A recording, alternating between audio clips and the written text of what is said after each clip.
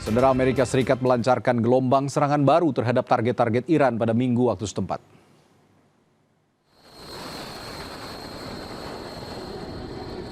Rekaman ini dirilis oleh CENTCOM, di mana jet tempur lepas landas dari kapal induk Amerika Serikat dan rudal diluncurkan sebelum ledakan menghantam target serta infrastruktur yang diduga milik Iran.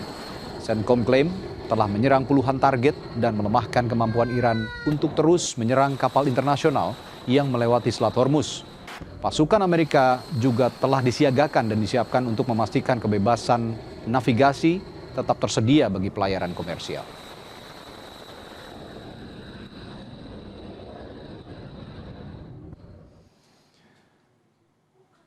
Sementara itu, pertahanan udara Qatar berhasil mencegat rudal Iran di langit Doha pada Minggu waktu setempat. Kementerian Dalam Negeri Qatar mengonfirmasi bahwa 3 orang terluka termasuk anak-anak akibat dari pecahan peluru yang jatuh. Kementerian Dalam Negeri Qatar juga menyatakan otoritas keamanan dan tim pertahanan sipil telah mulai sesuai dengan rencana respons yang telah disetujui mengenai dampak serangan Iran.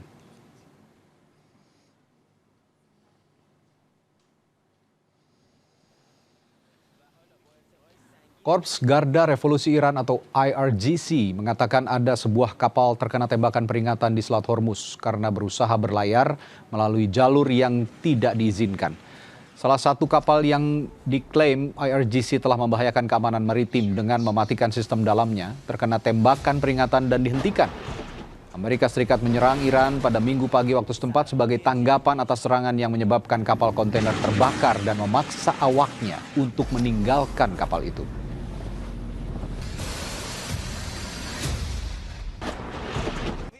سپاه در این بیانیه تاکید داشته مداخلات بیگانگان و تعیین مسیر غیر قانونی حرکت کشتی‌ها در تنگه هرمز با برخورد قاطع نیروی دریایی سپاه مواجه می‌شود و روند افزایش ترددها در تنگه را با اخلال مواجه خواهد کرد. اطلاعیه سپاه در پی این حادثه اولا با توجه به بروز این ناامنی به سبب مداخله غیر قانونی بیگانگان تنگه هرمز تا اطلاع ثانوی و تا پایان مداخلات آمریکا در این منطقه بسته و هیچ شناوری اجازه تردد نخواهد داشت.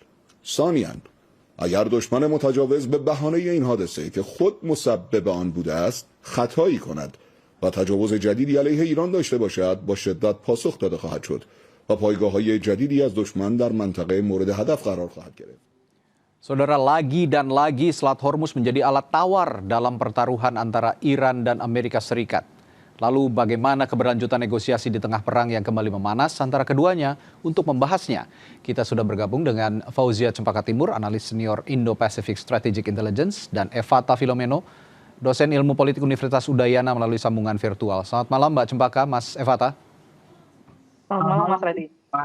Saya ke Mbak Cempaka dulu. Mbak Cempaka, pasca Iran kembali menutup Selat Hormuz dan mengklaim menyerang pangkalan Amerika Serikat di Qatar dan Bahrain, bagaimana Anda menilai efektivitas serangan udara Amerika Serikat dalam melumpuhkan kemampuan aset rudal dan drone IRGC saat ini? Tentu kita lihat bahwa saat ini Amerika Serikat sudah melakukan kembali 3 gelombang serangan ya Mas. Dan kalau kita lihat memang serangan pertama itu dilakukan tanggal 7 Juli lalu dan gelombang ini semakin besar bukan yang semakin mengecil begitu. Meskipun dalam keadaan yang tentu kita tahu sebelumnya masih dalam kondisi gencatan senjata bahkan masih dalam kerangka perdamaian begitu. Dan kita lihat pada serangan yang terbaru yaitu gelombang ketiga pada tanggal 11 hingga 12 Juli lalu ini lebih besar lagi dan bahkan menghantam lebih dari 100 hingga 140 target militer yang ada di Iran begitu yang juga menyerang ke sistem rudal, drone dan bahkan fasilitas amunisi yang lebih parah lagi juga mengenai target pada jaringan komunikasi dan juga radar. Nah, ini sebenarnya saya melihat bagaimana ini adalah serangan gelombang ketiga lalu di tanggal 11 hingga 12 Juli ini adalah gelombang terbesar Mas yang merupakan bentuk eskalasi terlebih statement yang dikeluarkan oleh Trump yaitu terkait dengan sudah selesai begitu ya gencatan senjata dan negosiasi yang padahal harusnya berlangsung selama 60 hari Dan ini juga akhirnya mengantar kita pada keadaan hari ini, yaitu penutupan kembali Selat Hormuz yang memang kalau kita lihat Mas, dari bulan Februari lalu hingga tanggal 13 ini, itu sudah 5 kali dibuka tutup oleh IRGC. Jadi memang kita lihat memang ini menjadi daya tawar yang sangat tinggi bagi Iran dan negosiasi dengan Amerika Serikat untuk mengakhiri perang yang dimulai dari tanggal 28 Februari, Mas Radi. Oke. Mas Evata, mengingat nota kesepahaman atau Memorandum of Understanding yang sekarang ujung-ujungnya malah jadi Memorandum of Uncertainty katanya. Ini Juni kemarin kan gagal ya, total karena perselisihan protokol di Selat Hormuz. Nah, kira-kira peluang diplomasi antara Washington dan Teheran sekarang ini apakah benar-benar sudah mati atau ini hanya strategi gertakan politik kira-kira? Baik. Tentu memang sedari awal kita mencurigai bahwa Amerika Serikat sama sekali memang tidak serius untuk melakukan diplomasi dalam bentuk apapun.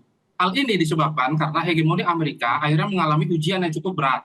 Kita melihat bahwa ternyata jalur-jalur perdagangan minyak yang selama ini ditahan oleh Amerika Serikat dengan melakukan double blockade, dengan melemahkan perekonomian Iran, ternyata mendapatkan titik terang yang baru begitu.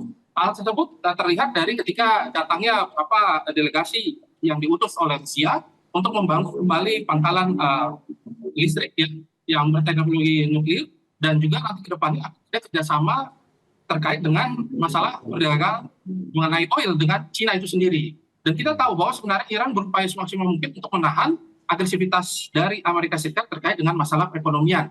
Ya, ketika ada serangan dan agresi, ini tanda bahwa Amerika tidak mau nanti hegemoni tersebut muncul. Maka sebenarnya dalam beberapa poin-poin yang sudah ditawarkan, tidak terkait erat ini mengenai masalah denuklearisasi yang ada di tubuh Iran begitu.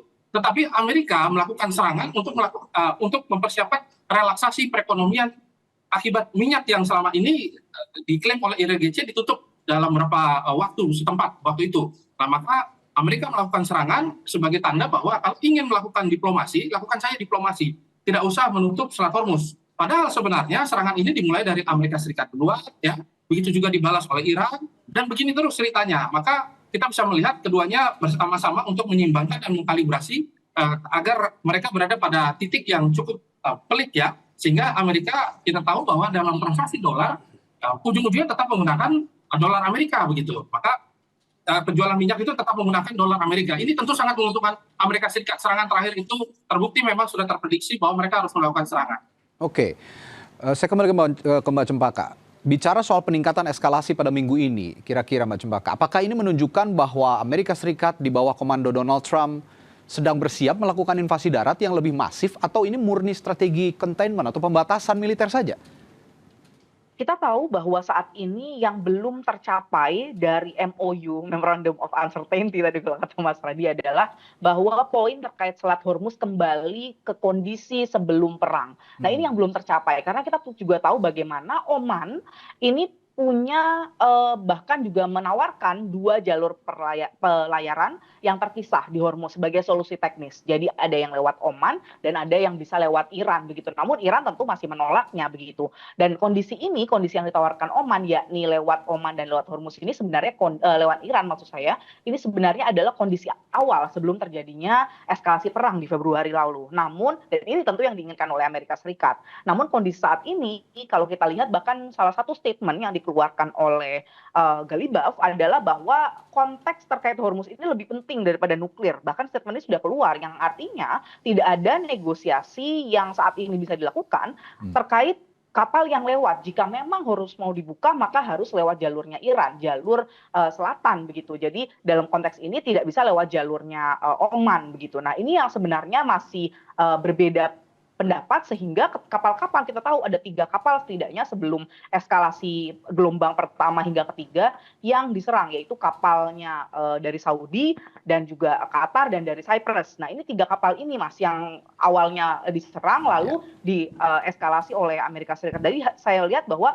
poin Hormuz ini yang memang masih menjadi titik buntu dari mengapa eskalasi ini terjadi juga, Mas. Oke, Mas Evata, tadi kan juga disinggung oleh Mbak Cempaka ya. Galibaf kan mengatakan bahwa Selat Hormuz ini lebih penting sebenarnya daripada nuklir. Nah, kalau bicara hal itu, Selat Hormuz menyalurkan 1/5 pasokan energi dunia. Jika penutupan total ini berlangsung hingga berbulan-bulan ke depan, seberapa siap kira-kira arsitektur ekonomi global menahan guncangan harga minyak yang bisa memicu inflasi ekstrim kira-kira? Ya, tadi sempat saya sampaikan bahwa kesepakatan yang dibangun ini akhirnya mengganggu stabilitas hegemoni dari Amerika Serikat. Kita tahu bahwa mereka sudah sepakat untuk melakukan pembayaran melalui yuan ya, dan mungkin melakukan pembayaran mengenai mekanisme lain selain dolar itu sendiri. Dan kita juga bisa melihat bahwa di tengah kekacauan seperti ini, Amerika Serikat cukup memanfaatkan harmoni tersebut ya, bahwa kita tidak boleh melupakan mereka berharap untuk menjaga energi dan juga security ya, tetapi maksudnya adalah mereka berharap agar ada kekacauan energi yang nanti akan berimbas pada keinginan untuk kedepannya bekerjasama dengan Amerika untuk menjaga sekuritas tadi. Nah, ini merupakan strategi yang dibangun oleh Amerika, meskipun mereka menyampaikan mereka tidak ingin melakukan perang dan lain sebagainya. Tetapi kalau kita tanya dari sisi aspek perekonomian global ya, bagaimana hari ini, apakah mampu bertahan dan kedepannya seperti apa? Tentu akan ada masa-masa yang cukup sulit begitu. Dan ini tidak lepas bahwa Amerika Serikat sudah menyampaikan kepada banyak pihak bahwa kalau misalkan dunia, terutama NATO, tidak membantu mereka untuk merelaksasikan ya terkait dengan penutupan yang dilakukan oleh IRGC, Amerika tinggal menyalahkan dunia saja begitu. Ini kan satu skenario yang sudah disusun dengan sangat baik oleh mereka, bahwa kami datang sebagai pahlawan untuk membuka Selat Hormuz. Tetapi di Selat Hormuz ini tidak ada satupun yang mau membantu. Maka mereka tinggal menyampaikan kepada dunia bahwa saya sudah berupaya semaksimal mungkin, tetapi tidak banyak jalan keluar yang dibantu oleh dunia begitu. Maka ini adalah salah satu strategi dan cara yang sudah disusun oleh mereka. Begitu juga dengan keinginan dari Israel. Israel juga berharap agar agresivitas Amerika Serikat tidak boleh menurun sedikit pun, dan tekanan-tekanan ini nanti akan membuat Selat Hormuz dikontrol oleh hegemoni dari Amerika atau dominasi dari Amerika itu sendiri. Dan nanti ketika kesepakatan itu tercapai, barulah Amerika sepakat untuk membuat rute-rute yang baru. Dan kita tahu sudah ada rute dari Oman, tetapi rute dari Oman ini kan masih dalam tahap perencanaan, masih sangat lama. Tetapi ini menjadi respon bahwa pemerintah Iran cukup lemah hari ini, dan serangan kali ini menunjukkan bahwa mereka siap untuk melakukan eskalasi ulang lagi. Oke, kalau bicara agresi dan serangan balasan juga dari Iran, ini kan kita bicara logistik perang juga, logistik militer. Setelah kehilangan kepemimpinan tertinggi di awal perang, dari mana kira-kira Iran mendapatkan pasukan logistik militer tingkat tinggi untuk terus melancarkan perang atrisi atau saling menguras yang intensif ini, Mbak Cempaka? Tentu kalau kita lihat, Mas, kita tahu bahwa sejak Amerika Serikat melakukan serangan di tanggal 28 Februari, yang dilakukan oleh Iran ini memang adalah strategi asimetris. Artinya adalah secara konsisten menggunakan strategi asimetris ini, termasuk juga di konteks Hormuz.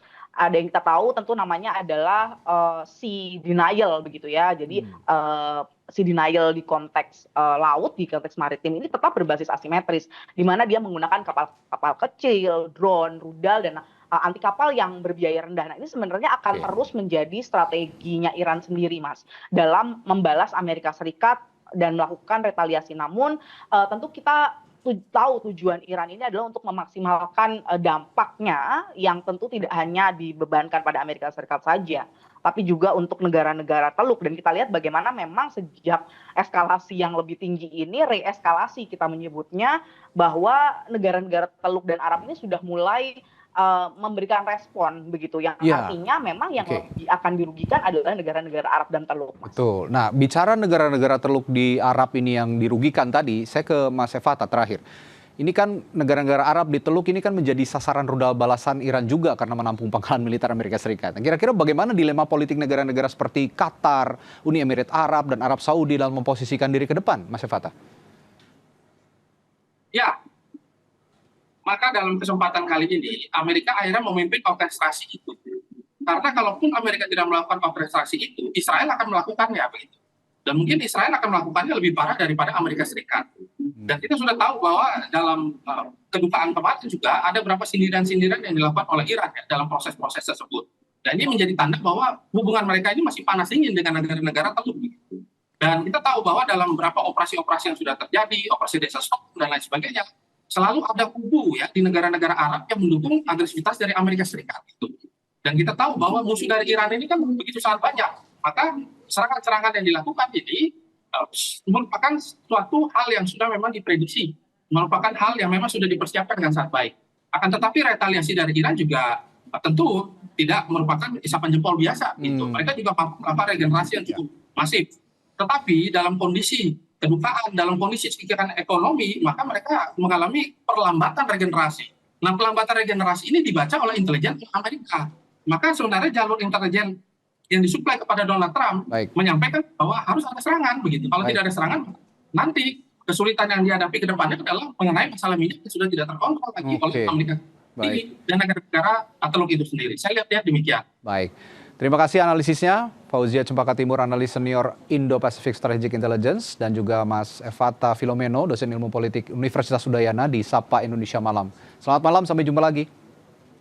Terima kasih Mas Raditya. Terima kasih.